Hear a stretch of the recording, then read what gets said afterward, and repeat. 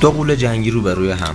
F-22 آمریکا مقابل سوخو 57 روسیه. ولی سوال اینه واقعا کی قوی تره؟ سرعت F-22 2400 کیلومتر بر ساعت، سوخو 57 2600 کیلومتر بر ساعت.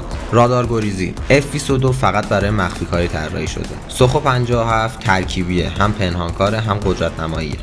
موشک‌ها F-22 موشک ایم 120 با 160 کیلومتر برد. سوخو 57 موشک R77M با برد مشابه اما هوشمندتر.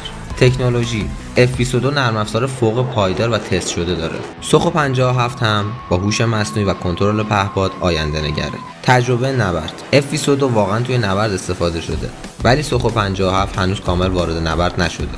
پس اگه امروز جنگ شروع بشه احتمالاً F-22 برنده است، ولی اگه فردا باشه شاید سوخو 57 بازی رو عوض کنه. حالا تو بگو به نظرت کدومشون واقعا قوی ترن؟ سوخو 57 یا F-22؟